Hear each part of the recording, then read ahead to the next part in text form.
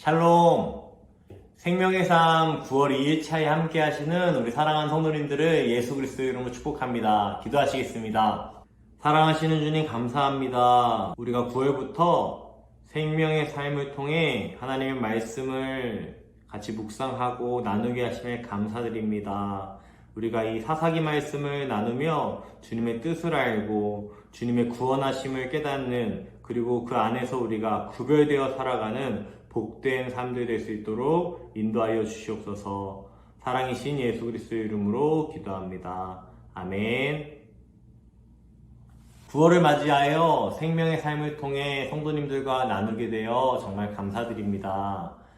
매일 생명의 말씀을 양식으로 먹으며 생명의 삶을 살아가는 사랑하는 성도님들, 그리고 제가 되기 원합니다. 오늘의 말씀 요약을 제가 간단하게 설명해 드리겠습니다.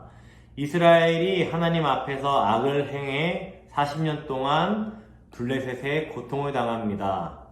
여호와의 사자가 마노아의 아내에게 나타나 아들을 낳을 것이라고 말합니다. 그는 나시린으로 블레셋으로부터 이스라엘을 구원할 것입니다. 여호와의 사자는 마노아에게도 나타나 나시린이 지켜야 할 규례를 알려줍니다. 오늘 말씀을 같이 보시겠습니다. 오늘 9월 2일차 말씀은 사사기 13장 1절로 14절 말씀입니다. 제가 낭독해 드리겠습니다. 이스라엘 자손이 다시 여호와의 목전에 악을 행하였으므로 여호와께서 그들을 40년 동안 블레셋 사람의 손에 넘겨주시니라. 소라 땅에 단지파의 가족 중에 마누아라 이름하는 자가 있더라.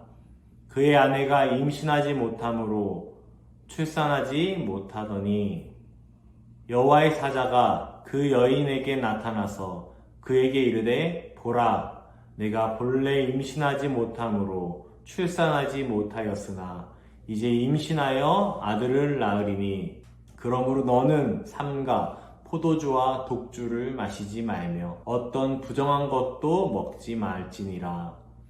보라, 내가 임신하여 아들을 낳으리니 그의 머리 위에 삭도를 대지 말라. 이 아이는 태에서 나옴으로부터 하나님께 바쳐진 나시린이 됨이라.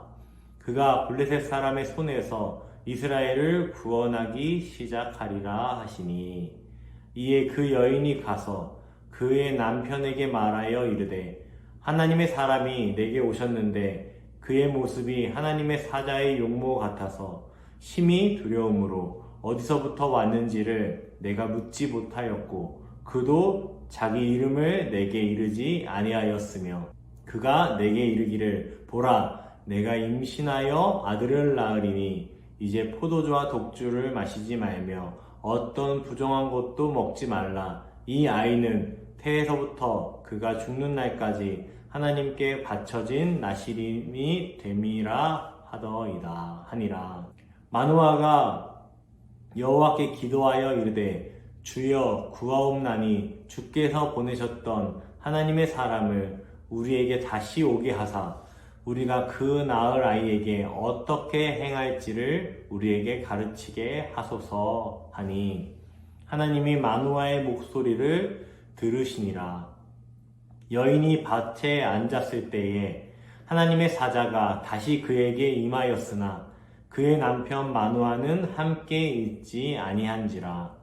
여인이 급히 달려가서 그의 남편에게 알리어 이르되 보소서, 전일에 내게 오셨던 그 사람이 내게 나타났나이다 하매, 마누아가 일어나 아내를 따라가서 그 사람에게 이르러 그에게 묻되 당신이 이 여인에게 말씀하신 그 사람이니까 하니, 이르되 내가 그로다 하니라. 마누아가 이르되 이제 당신의 말씀대로 되기를 원하나이다. 이 아이를 어떻게 기르며 우리가 그에게 어떻게 행하리이까? 여호와의 사자가 마누아에게 이르되 내가 여인에게 말한 것들을 그가 다 삼가서 포도나무의 소산을 먹지 말며 포도주와 독주를 마시지 말며 어떤 부정한 것도 먹지 말고 내가 그에게 명령한 것은 다 지킬 것이니라 하니라. 아멘. 우리는 선악과 사건을 생각할 때 하나님께서 선악을 알게 하는 나무의 열매를 먹지 말라 하신 말씀만 기억하곤 합니다. 그러나 우리는 창세기 2장 17절에서 선악과를 금하신 하나님의 명령, 그 이전에 16절에서 동산 각종 나무의 열매를 내가 먹어라 하고 말씀하신 것 또한 하나님의 명령임을 기억할 필요가 있습니다. 한글 성경의 표현이 그 원어의 성경의 그 표현의 뜻을 완벽히 살리지 못하고 다소 아쉽게 번역이 되었기 때문에 우리가 그것도 알 필요가 있습니다. 원어에서는 먹다라는 의미의 아칼이라는 단어가 연거푸 2번이나 반복되는 것을 볼 수 있습니다. 히브리어에서 한 단어가 2번이 반복된다는 것은 그 행동에 대한 강조를 의미하는 것입니다. 즉, 각종 나무의 열매를 반드시 먹으라 라고 말씀하신 것입니다. 그 각종 나무의 열매는 생명나무의 열매가 포함되어 있습니다. 창세기 2장 16절의 의미를 원어의 의미를 살려서 표현하자면 선악과를 먹지 말고 생명과를 반드시 먹어라 라고 말하고 있는 것입니다. 이처럼 우리는 기독교에 대해 하나님의 자녀됨에 대해 오해하고 있을 때가 참 많습니다. 우리가 하나님의 자녀가 된다는 것이 마치 선악과를 먹지 말라고 말씀하신 것처럼 많은 것들에 대한 금지와 억압, 그렇게 생각할 때가 참 많습니다. 오늘 본문에서 등장하는 나실인 또한 기독교인들에게 많은 것들이 금지되고 핸디캡이 많은 불쌍한 존재로 여겨지기도 합니다. 저 또한 어린 시절부터 수없이 삼손 이야기를 들어왔지만 나실인이라는 존재가 그다지 부러워 보이지는 않았습니다. 오히려 뭔가 지켜야 할 것이 너무나 많고 너무나 불편한 그런 존재처럼 생각되었던 기억이 납니다. 그러나 우리는 기독교가 단순히 억압과 금지, 규칙, 그것을 강조하는 공동체가 아닌 자유함과 순결, 거룩하게 구별된 성도들의 모임을, 그리고 그것들을 적극적으로 무엇을 금지하는 그런 종교가 아닌 적극적으로 선을 행하는 것을 강조하는 공동체임을 우리는 잊지 말아야 할 것입니다. 오늘의 본문은 우리가 익히 잘 알고 있는 삼손의 출생을 담고 있는 사사기 본문입니다. 오늘의 본문에서 여호와의 사자는 마노아의 부인이자 삼손의 어머니가 되는 여인을 찾아갑니다. 여호와의 사자가 찾아가서 한 말은 한마디로 구별되라 였습니다. 언뜻 보면 출산하지 못하는 여인에게 아이를 줄 것이라고 말하는 그 본문인 것 같지만 사실은 사사기 2장의 본문은 그 이상의 깊은 의미를 담고 있습니다. 마노아가 살던 시대는 영적으로 출산하지 못하는 여인의 모습과 같았습니다. 고대 사회에서 출산을 하지 못한다는 것은 더 이상 삶의 어떤 소망도, 기쁨도, 가치도 없는 것을 의미합니다. 사사기 2장에서는 마노아 아내가 처해 있는 그 상황을 통해 이스라엘의 모습을, 그 상황을 보여주고 있는 것입니다. 하나님의 자녀로 거룩하게 살아가지 못하는 이스라엘. 그로 인해 40년 동안이나 블레셋의 종으로 살아가는 그 이스라엘에게 하나님이 찾아가십니다. 그리고 다시 소망을 보게 하십니다. 그것은 바로 삼손이 태어남으로 인해 이스라엘을 구원하겠다 말씀하신 것입니다. 여기서 하나님께서는 이스라엘에게 구별될 것을 말씀하십니다. 사사기 2장에서 이스라엘의 구원에 있어서 중요한 것은 삼손이 아닙니다. 삼손의 힘은 더더욱 아닙니다. 그의 머리칼은 더더욱 아닙니다. 이스라엘의 구원에 있어서 하나님께서는 성도의 구별됨, 그것을 말씀하셨습니다. 무엇으로부터 구별된 것일까요?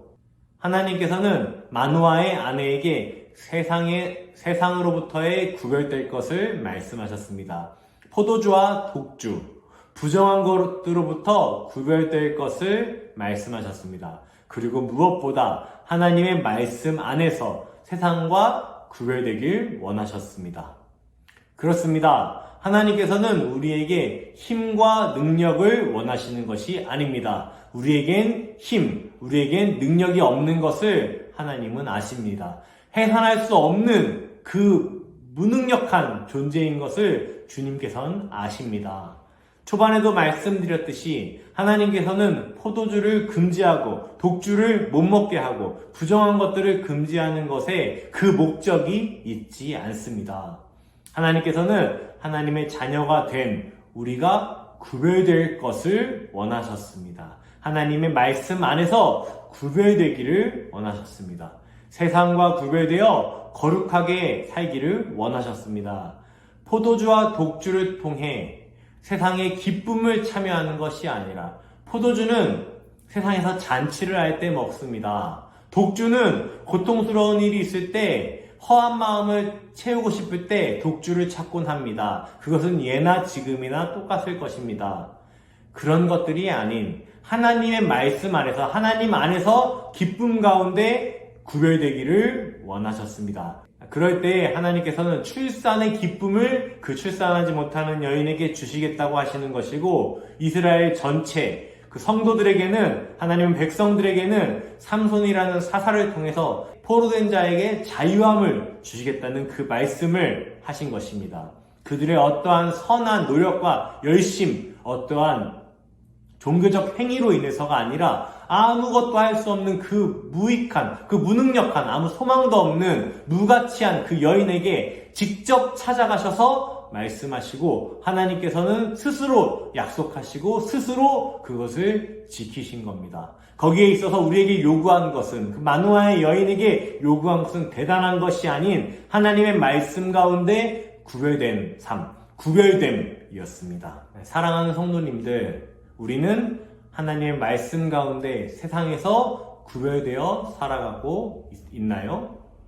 우리가 하나님의 말씀, 하나님 안에서 기쁨을 누리며 세상의 기쁨과 포도주와 독주와 부정한 것들을 따르지 아니하고 그런 쾌락을 따르지 아니하고 하나님 안에서 출산의 기쁨을 하나님이 주시는 소망을 바라보며 살고 있나요? 우리가 그것들을 점검해보는 그런 한 주가 되기 원합니다. 우리 말씀 가운데 적용 질문을 드리겠습니다.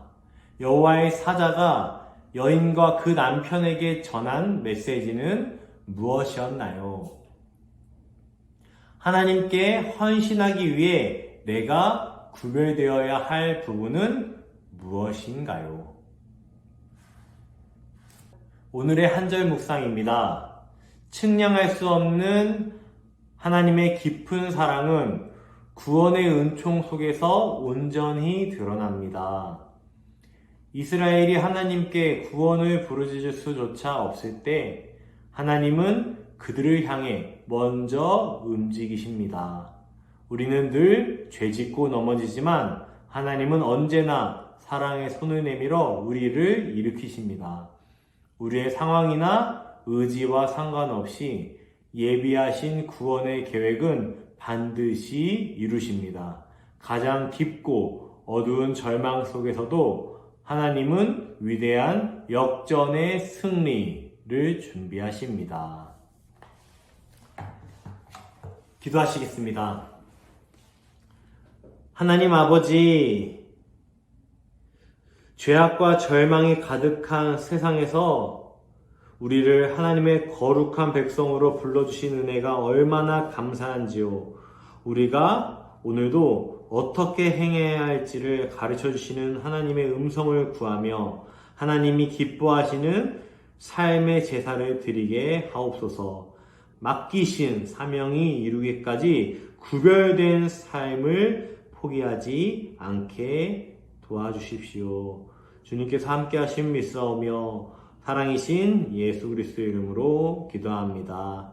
아멘.